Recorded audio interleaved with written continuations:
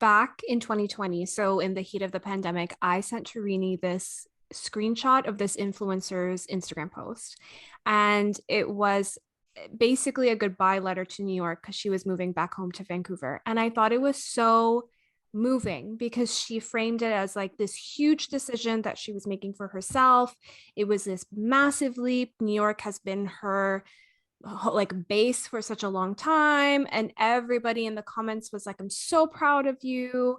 Anyway, all of this is to say that she ended up moving back to New York, which I'm like, what the hell's going on? So it made me think about all of these massive decisions that we felt we had to make in the moment during the pandemic that we're now walking back on. No, I actually totally agree. And I actually remember this caption so specifically because it was it was like so moving. Like part of it was like I am committed to my future self. Like I'm committed to doing like being the best version of her, like doing the best for her. Like I honestly want to find it because it actually was inspiring. And like yeah, she was like making this whole move. And then when you told me she moved back, I was like, lols. Like that's so I don't want to say anticlimactic, and obviously everybody's allowed to pivot, but I feel like that experience or this like story is an example of how I think people felt and like kind of continue to feel but have changed during the pandemic. Like I remember when the pandemic we all realized it wasn't just like a 2-week thing. Mm-hmm. And then everyone was like, this is a chance to reflect. Everybody slow down. Our previous pace of life was unacceptable. Like we couldn't keep up with it. This is a chance for you to reflect on what's really important. No, nobody did that. And nobody did that. I'm not saying that that's wrong. And then I'm not saying that we shouldn't reflect on what's really important, but it was just like, it's just hilarious to me to hear stories like that because everyone felt it was like a pressure cooker. You know what I mean? Like 2020 and even parts of 2021 Yeah. were like a pressure cooker of time where like and everything was happening all at once where like consumers, like people were deciding big things. And the reason we started talking about this was actually because I was talking about how, which is so lame, Peloton had these like major layoffs and their like stock price is like the lowest it's been in like 22 months, like all this shit. And we were kind of talking about how obviously there was like the Sex in the City or whatever the second season was called. Mm-hmm. They had that scene where like Big is like riding the Peloton and then he has a heart attack and he dies. Yeah. Which I think which if I don't know if that was like a strategy, like a strategic decision to have Peloton be in the first season as a way to like market Peloton. But I'm sure whoever had that idea, if that's what it was, or anybody who didn't shut it down now is like, I was not thinking that day. But then also a big part of it was that they just didn't offer anything to the world as it moved.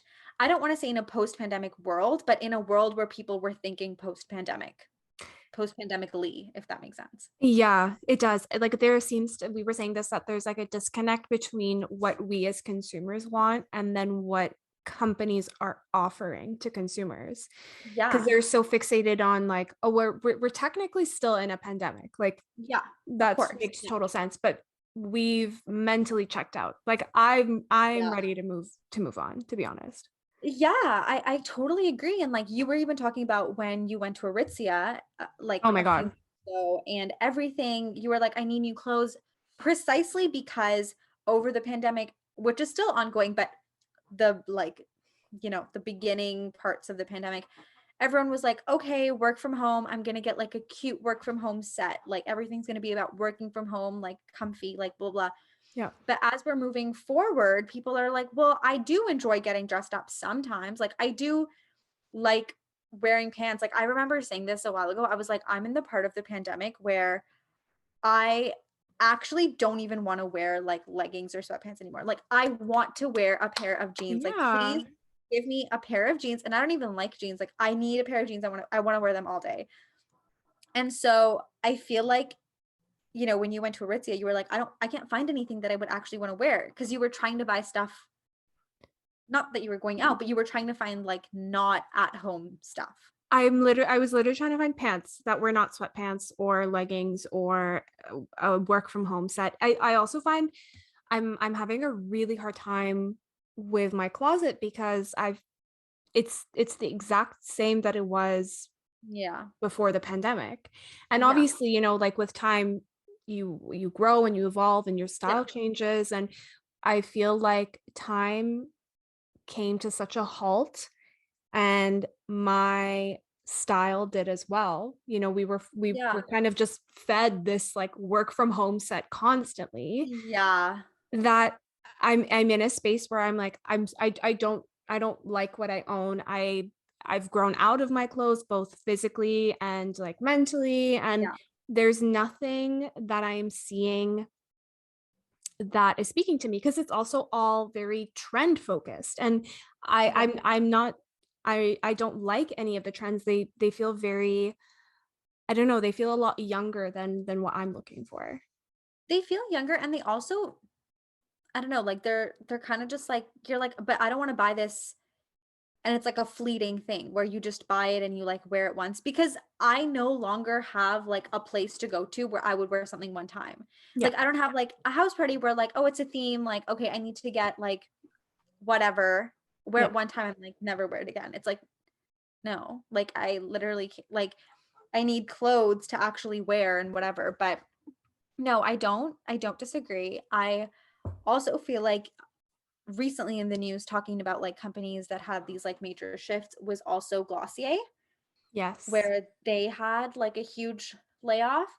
And I actually didn't put this, I didn't really like put this together until right now, but we were talking about how Glossier, I think it was you were reading an article about how it wasn't like, I don't know, you can like recap the article about how it wasn't like giving anything like, it was like that TikTok you sent me. Sorry, I'm like, or maybe it's a TikTok I sent you. I'm struggling, but it was basically this TikTok where this girl was like, this is why Glossier like isn't doing well Yeah. because they like raised all of this money, and at first it was like this new fun thing and they raised all of this money, but then they didn't have anything to essentially be bought. Like that's the goal, is like you IPO, Mhm. whatever, you get bought.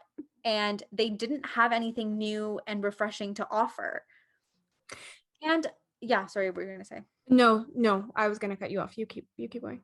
Um, and it's interesting because I don't necessarily think that makeup per se is something that, like, makeup brands necessarily aren't something that come and go out of style. Like you can be Yeah. pretty versatile with it.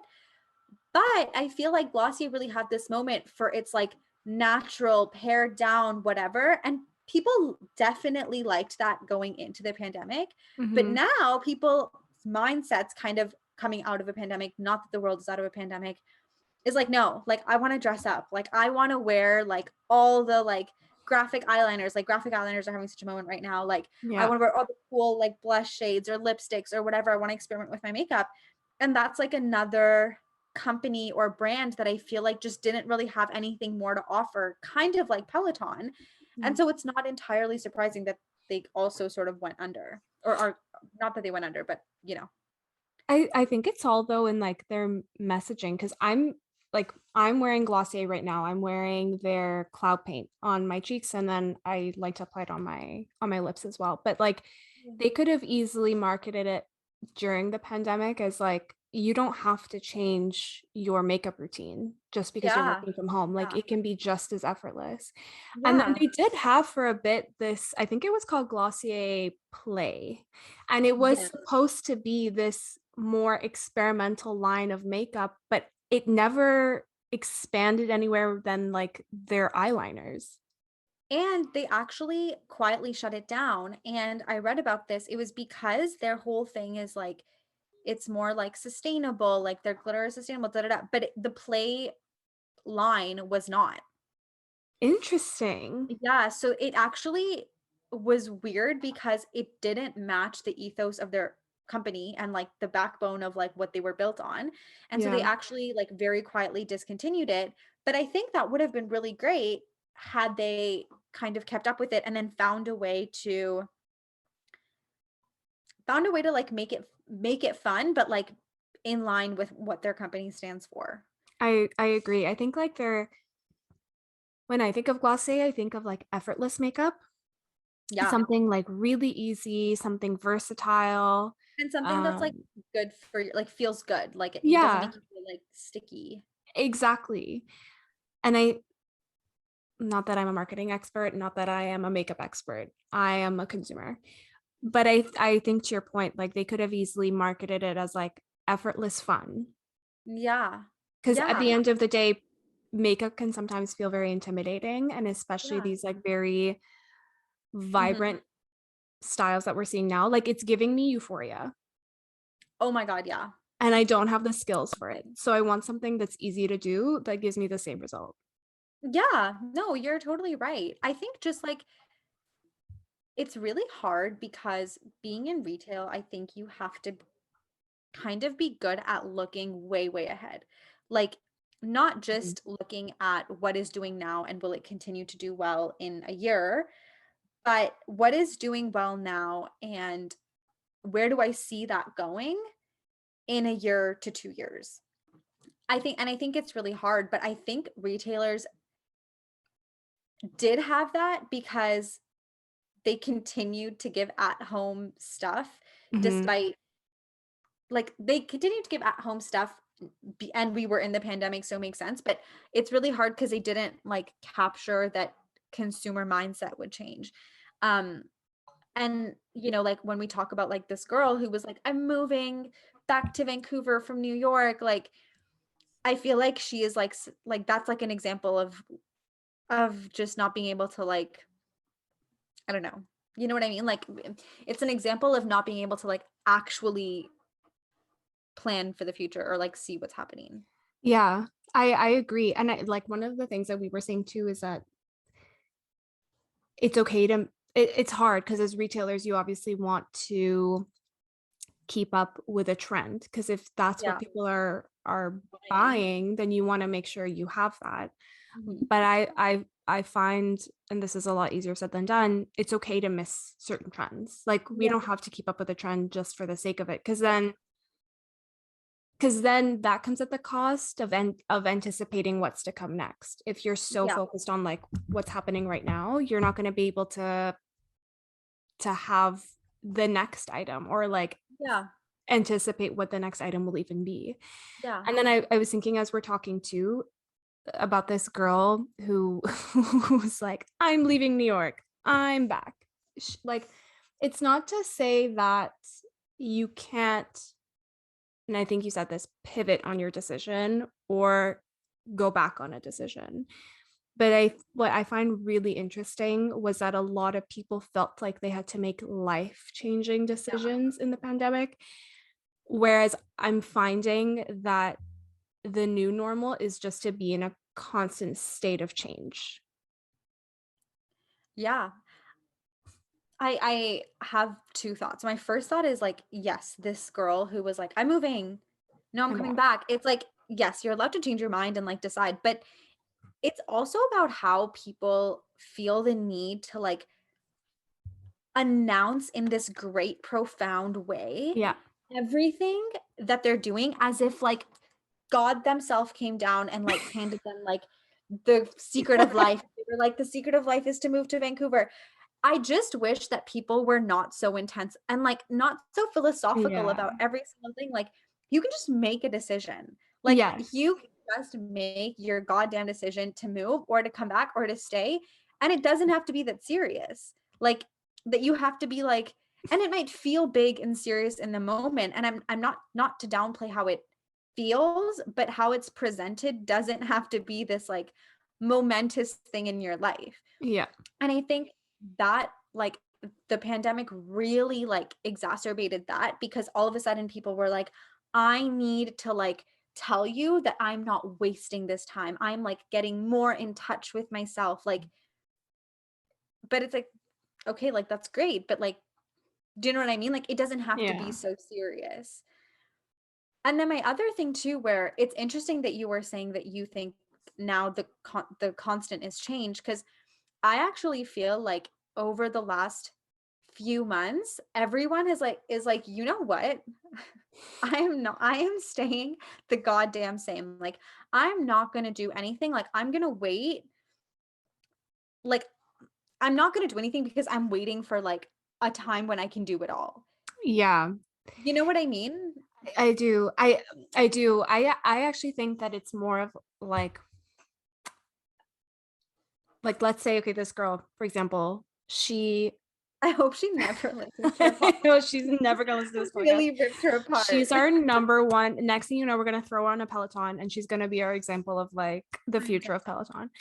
Um, it's like, okay, let's say you want to make this massive decision that you're gonna move.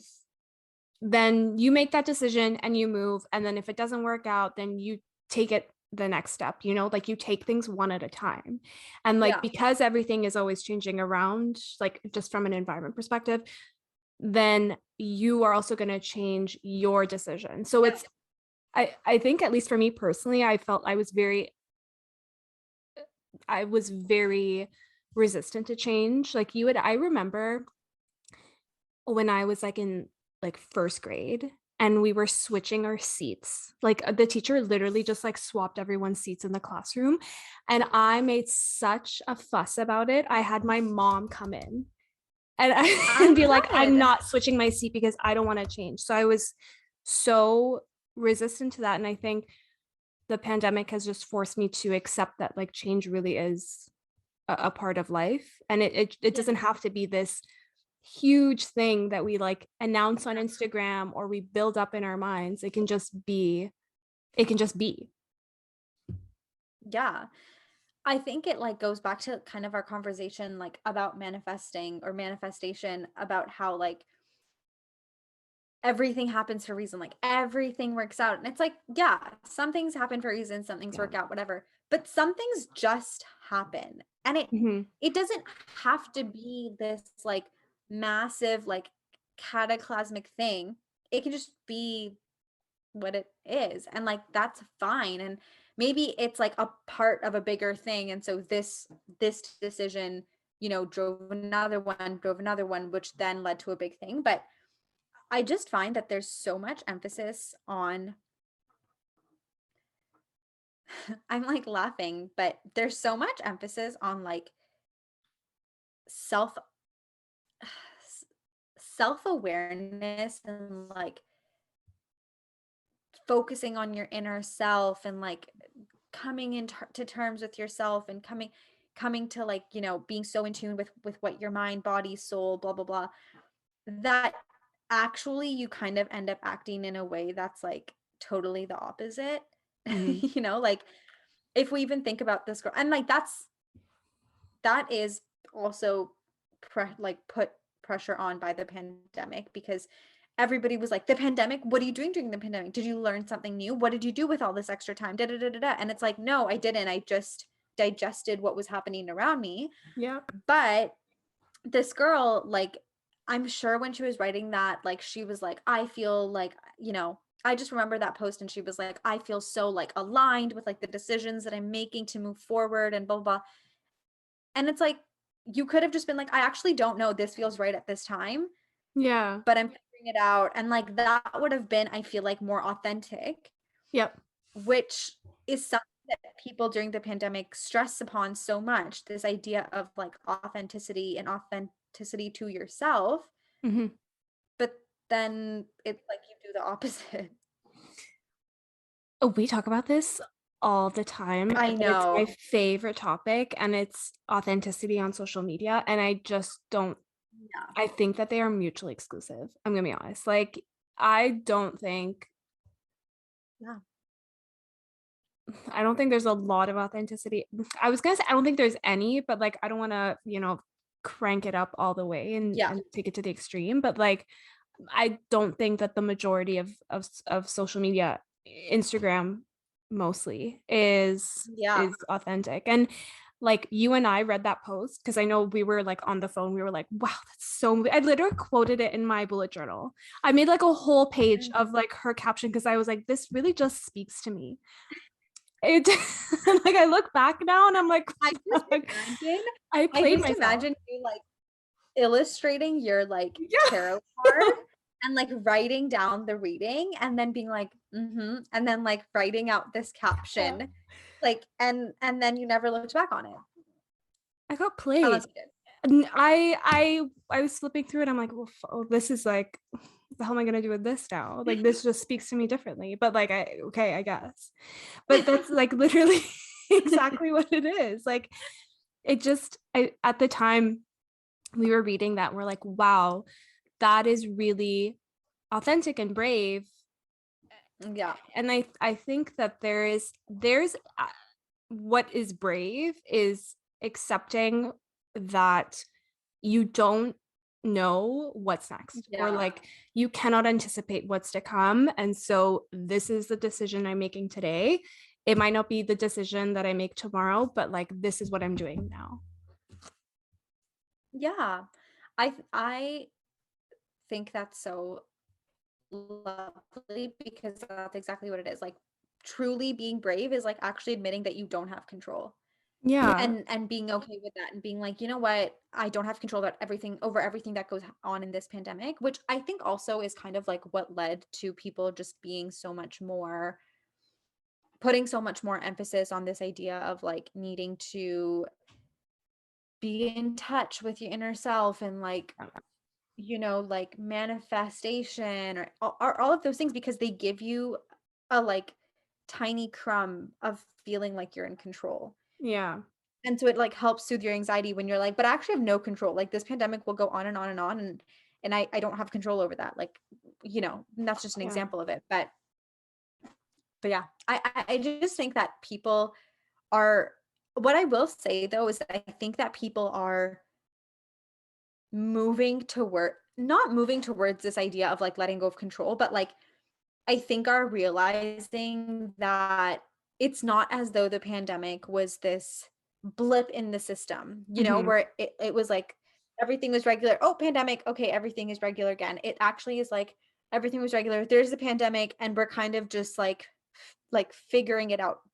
I don't want to say post pandemic, but like figuring it out once the pandemic has happened. Mm-hmm. Not that it's over. And I think that it's making people sort of go back on decisions that were otherwise made or just like pivot with how they decide how they not even pivot but like just continue to make decisions as if it were more normal times. Yeah. You know what I mean?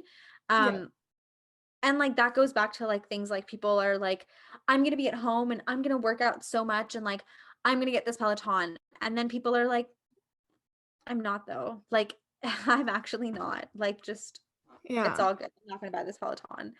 Thank you very much. I will say I did consider when I heard that that they've been having a hard time and their stock's been going down, I did consider buying one because I'm like, I wonder if it'll be marked down and I can get it at a cheaper price. You might be able to, but I think they stopped production. Okay. They halted. I don't know what that means. Like, I don't know if they have stock or if they're just like out of stock indefinitely. Yeah, maybe But you can't like order anymore. but but like a great way to move forward with something like a Peloton would have been if like we were talking about how one of the ways that they could have like sort of future proofed in a future that we live in Mm-hmm. themselves would have been to have like in-person Peloton classes. Yeah. Like sort of how like, you know, you have like Spin cycling class. classes or whatever, or spin classes.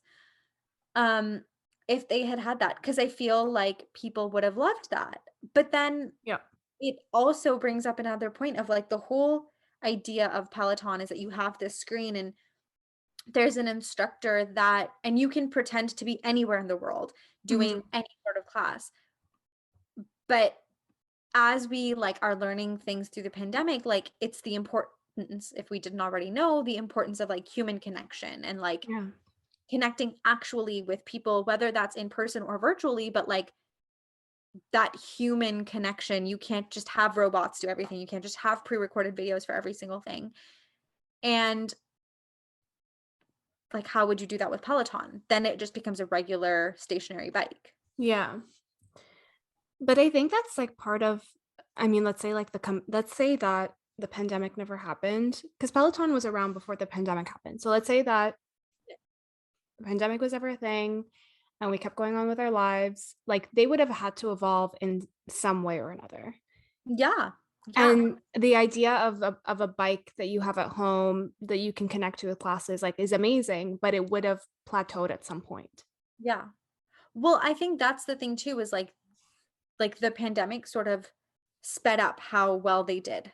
Hmm. And then it sort of crashed, which is why like they're finding themselves in the position that they're in now. But you're right, like Peloton existed before the pandemic, and so they would have had to find some way to grow and evolve and like innovate, but Yeah. they just, I don't know, it kind of feels like they just didn't. And it's like it's it's disappointing.